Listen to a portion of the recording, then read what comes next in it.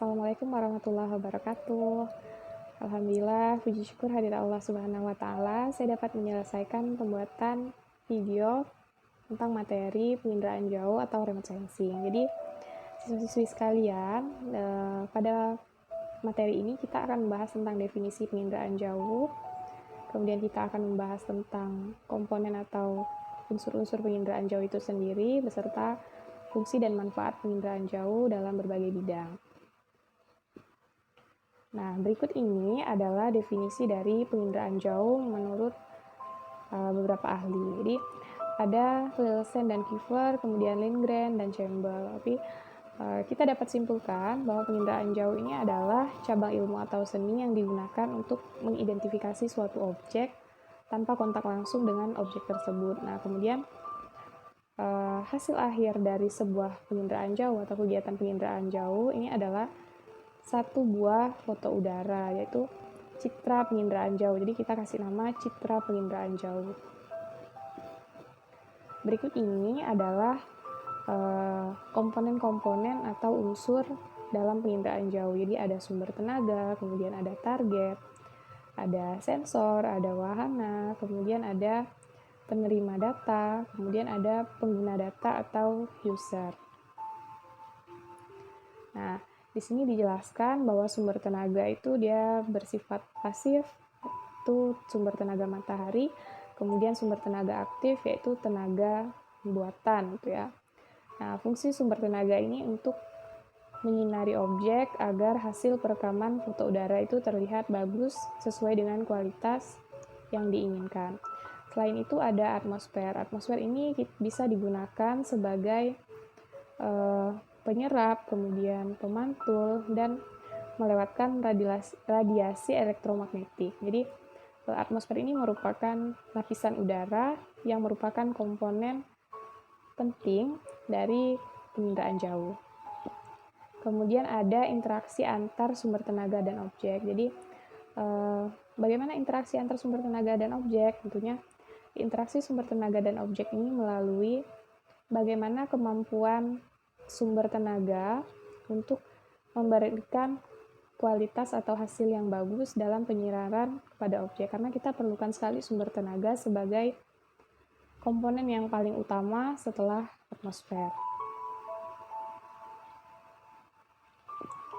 Kemudian ada sensor dan wahana. Jadi jangan keliru, sensor ini adalah alat yang digunakan untuk merekam objek, jadi dapat berupa sebuah kamera. Kemudian ada wahana. Wahana ini adalah untuk meletakkan sensor atau alat perekam tadi. Jadi wahana ini bisa berupa pesawat terbang, kemudian wahana ini bisa berupa balon udara atau apa saja yang dapat digunakan untuk memotret dalam ketinggian atau jarak yang jauh. Nah, sedikit cerita.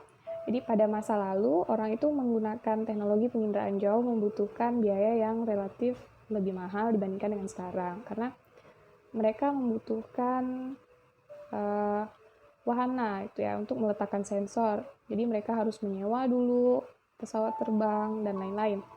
Nah, berbeda dengan sekarang. Pada masa kini, dengan semakin berkembangnya ilmu pengetahuan dan teknologi, kita bisa manfaatkan yang namanya drone untuk melakukan kegiatan penginderaan jauh. Selain itu, kita juga bisa mengakses citra melalui satelit atau citra foto udara itu melalui satelit yang terpasang pada perangkat yang ada di dalam smartphone masing-masing. Jadi, kalau dulu kita menggunakan Google Map itu hanya sebatas untuk melihat jalan atau hanya ada fitur Street View, nah sekarang sudah ada lagi tambahan fitur berupa Google Earth. Jadi, ketika kita membuka atau mengaktifkan fitur Google Earth ini, kita bisa mengakses citra melalui satelit. Nah, kemudian ada perolehan data. Perolehan data ini dari mana kita memperoleh data? Kemudian data tersebut akan kita baca melalui stereoskop. Jadi, stereoskop ini adalah alat untuk membaca data secara manual. Kemudian ada pengguna data. Jadi pengguna data ini adalah siapa saja yang memanfaatkan hasil dari citra foto udara atau siapa saja yang memanfaatkan penggunaan penginderaan jauh. Jadi dapat berupa perorangan atau lembaga tertentu, seperti lembaga pemerintahan, lembaga pendidikan, atau instansi-instansi yang memang membutuhkan informasi terkait penginderaan jauh. Nah, yang dimanfaatkan untuk manfaat-manfaat tertentu. Nah, ini adalah alat yang tadi saya sampaikan untuk membaca hasil dari penginderaan jauh. Jadi, ketika kita akan melakukan interpretasi citra dengan unsur-unsur tertentu, kita menggunakan alat ini. Nah, ini ada namanya, untuk yang pertama, itu adalah stereoskop cermin. Ukurannya lebih besar, kemudian harganya relatif lebih mahal, dan sulit untuk dibawa kemana-mana. Sedangkan di sampingnya, ini adalah stereoskop saku. Jadi stereoskop saku ini ukurannya lebih kecil, harganya relatif lebih murah, dan mudah dibawa kemana-mana. Biasanya dalam kegiatan pembelajaran di sekolah untuk materi penginderaan jauh, guru akan menggunakan stereoskop saku ini untuk mengidentifikasi atau untuk menganalisis citra penginderaan jauh menggunakan unsur-unsur interpretasi citra.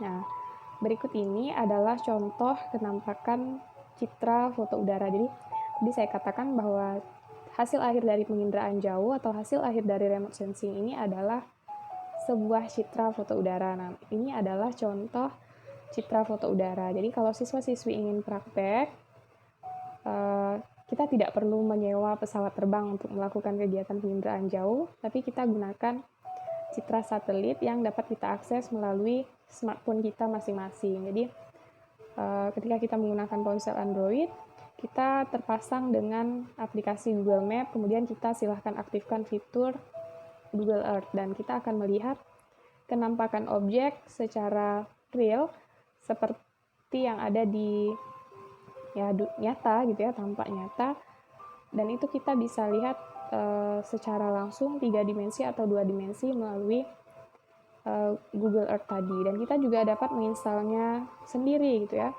menginstal Google Earth ini sendiri melalui Play Store atau App Store bagi pengguna HP Android. Nah, berikut ini adalah manfaat penginderaan jauh dalam berbagai bidang. Jadi penginderaan jauh ini digunakan banyak sekali manfaatnya. Tidak hanya dalam bidang pendidikan ketika kita mempelajari materi penginderaan jauh, tetapi banyak lembaga-lembaga yang memanfaatkan penginderaan jauh. Contohnya untuk bidang kelautan.